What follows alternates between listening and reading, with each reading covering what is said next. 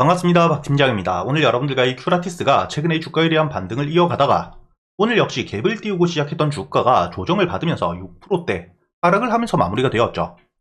하지만 여러분들이 너무 걱정하실 필요가 없기에 현재 이 주가에 대한 반등을 하고 있는 이유와 함께 앞으로 여러분들이 목표가를 어디까지 볼 수 있고 그동안 대응은 어떻게 하셔야 될지 제가 지금부터 모두 이야기 드릴 거고요.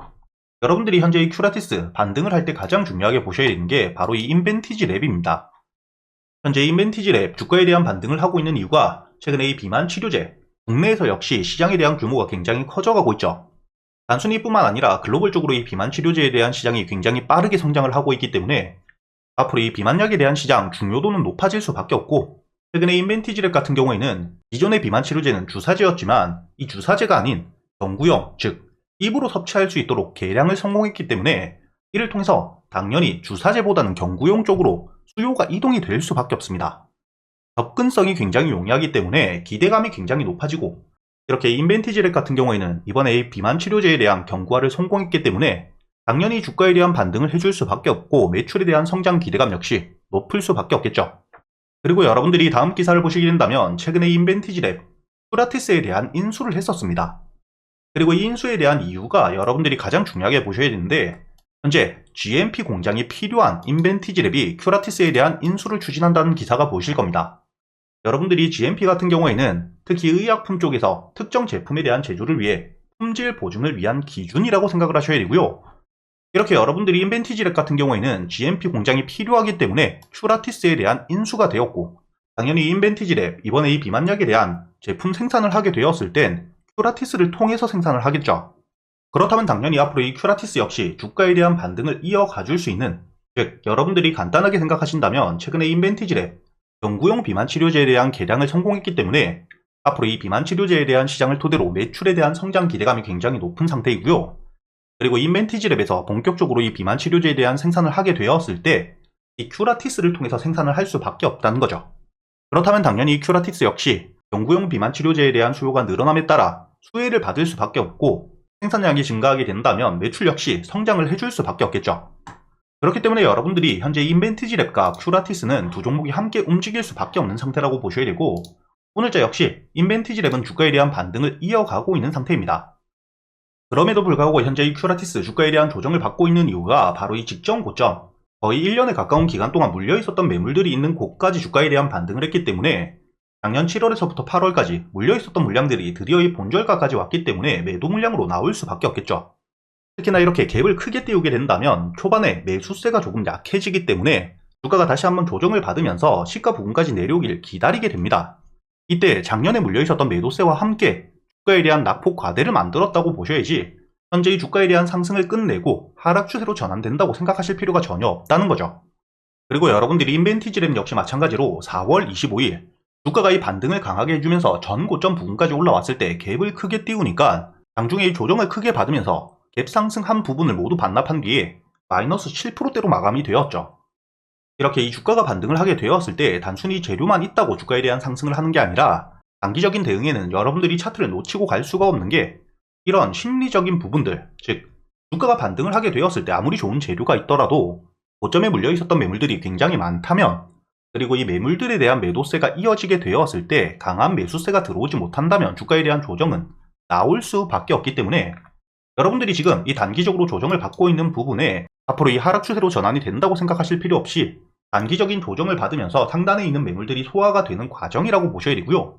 다만 이렇게 이 물량에 대한 소화가 되는 과정 속에서도 지지를 받을 수 있는 구간 위에서 버텨주었을 때 그래야지 매수세가 추가적으로 유입이 되면서 주가에 대한 반등이 이어질 수 있습니다. 그렇다면 여러분들이 지금부터 중요하게 보셔야 되는 지지를 받을 수 있는 구간이 어디인지 알고 가셔야겠죠. 여러분들이 앞으로 이 1100원 충분히 주가에 대한 조정을 받으면서 지지를 꾸준히 받고 주가에 대한 반등 이후 눌림을 받았던 구간이기 때문에 웬만하면 1200원 위에서 지지를 받아주는 게 가장 좋겠지만 여러분들이 여유있게 1100원까지 주가에 대한 지지를 조금 더 열어두고 바라보신다고 생각을 하셔야 되고요.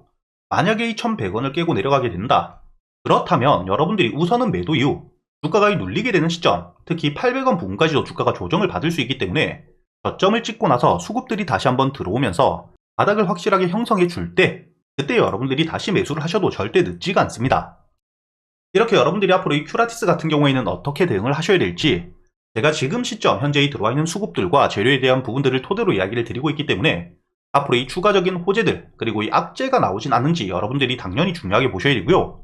이런 부분들을 제가 여러분들에게 단순히 영상뿐만 아니라 텔레그램 소통방을 통해서 여러분들과 매일같이 실시간으로 제가 직접 매매를 하면서 이야기를 드리고 있으니까 현재 이 큐라티스 대응이 조금 어렵다 하시는 분들, 특히 매도 시점과 아직 이 눌림 저점에서부터 다시 한번 평단가를 낮추는 매수를 할 수 있는 구간은 어디인지 모르겠다 하시는 분들이라면 상단에 보이시는 제 번호 010-8000번에 1904번으로 여러분들이 입장이라고 적어서 문자를 보내주시면 제가 여러분들에게 바로 이 소통방 입장을 시켜드릴 거고요.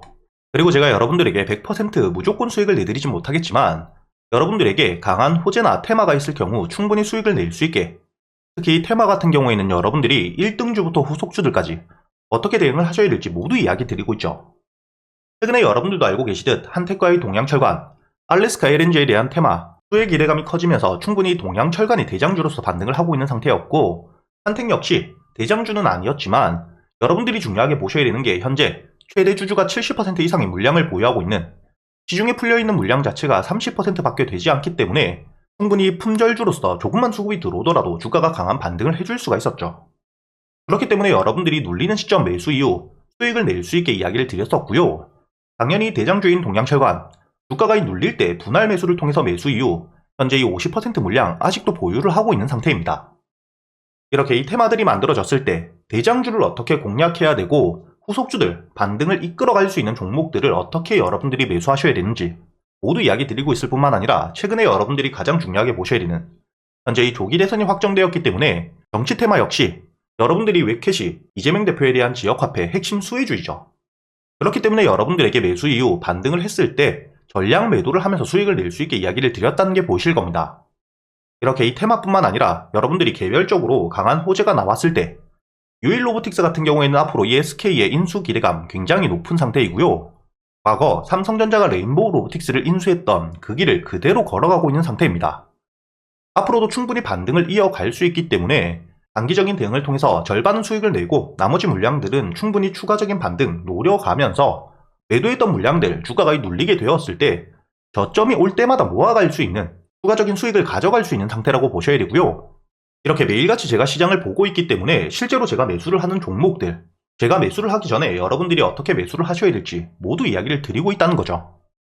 저도 사람인지라 100% 무조건 수익을 내진 못하겠지만 여러분들이 충분히 승률 높은 자리에서 제가 지금까지 매매를 하면서 쌓여 있었던 노하우들, 매매 기법들에 대해서 모두 이야기 드리고 있기 때문에 여러분들 기준에 제가 알고 있는 지식까지 모두 더해가면서 여러분들이 타점들을 만들어가고 그동안 충분히 수익을 낼 수 있는 종목들에 대해서도 제가 추려드리고 있으니까 여러분들도 충분히 수익을 낼 수가 있다는 겁니다.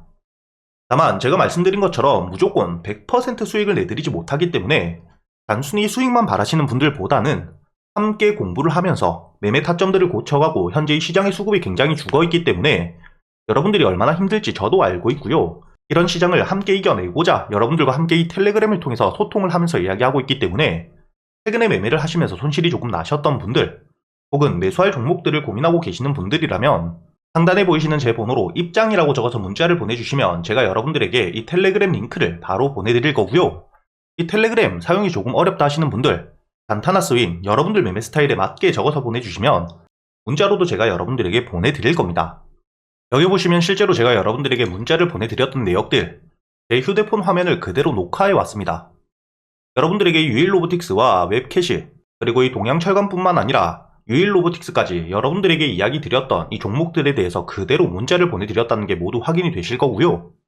이렇게 이 텔레그램과 문자를 통해서 그리고 이 텔레그램에서는 제가 실제로 매매를 어떻게 했고 당일 수익과 손실이 얼마나 났는지에 대해서까지 모두 이야기 드리고 있으니까 상단에 보이시는 제 번호로 여러분들이 문자를 보내주시기 전에 이 영상에 좋아요 한 번씩 눌러주시고요. 여러분들이 댓글로 여러분들 휴대폰 번호 마지막 두 자리만 적어두시면 제가 확인 이후 여러분들에게 이 텔레그램 링크와 함께 문자로 이렇게 이 종목들에 대해서 모두 이야기 드릴 거고요. 마지막으로 이 영상 여러분들에게 도움이 되셨다면 구독도 한 번씩 부탁드리겠습니다.